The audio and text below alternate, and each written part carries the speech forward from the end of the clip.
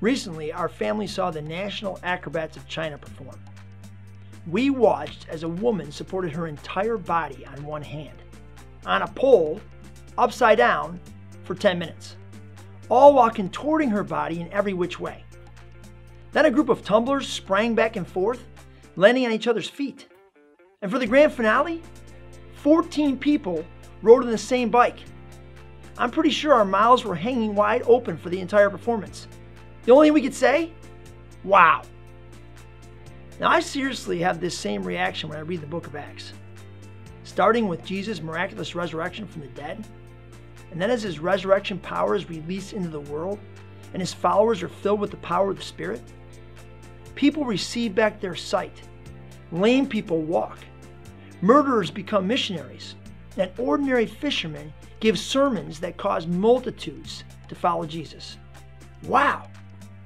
This non-stop series of wow moments causes the whole world to take notice. So when I look at Jesus' followers today, I can't help but wonder, where has all the wow gone? A few weeks ago, I stumbled across an article about the atheist church in USA Today. This church was started by two comedians from the UK. But it's no joke. They decided to recreate the church experience without God. Their church gatherings include great music, comedy, inspirational messages, and even hand clapping and foot stomping to help build community. Their motto?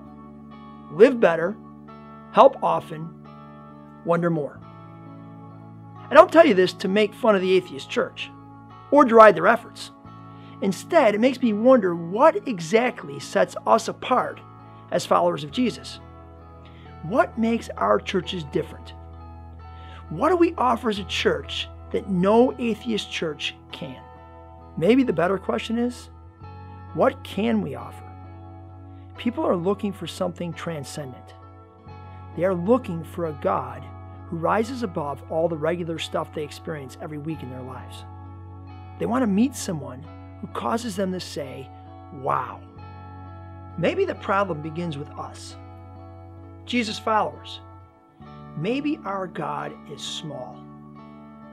Not in reality, but in our minds. Maybe we just don't expect God to show up in wow kinds of ways anymore today. So we don't ask him to. So we don't see it, don't share it, don't live it. I wonder if this is one of the reasons why our churches are having less and less impact on the culture around us. I wonder if this affects our own willingness to witness and talk about our faith. Maybe our experience of God is so small we have very little to talk about. Maybe we've diminished God's power so much that the church experience can be totally replicated without God. When I think about what sets us apart from the rest of the religions on the face of the earth, one of those things certainly is that we serve a living, powerful God who raised his Son from the dead and planted himself inside of his followers.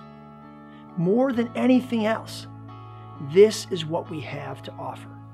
But in order for that to happen, we need to restore the wow in our own lives and in our own churches. It begins with seeing God at work all around you. Not just understanding it, but beginning to identify it for yourself all over again. Asking God to show up powerfully and tangibly in your own life.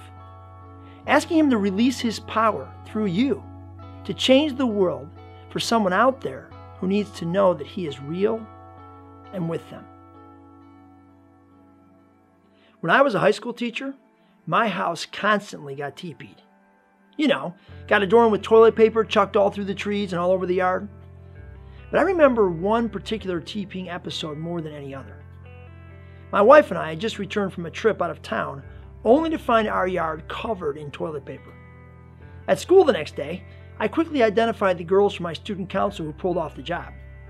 I thought we'd yuck it up as usual, but instead, they were somber.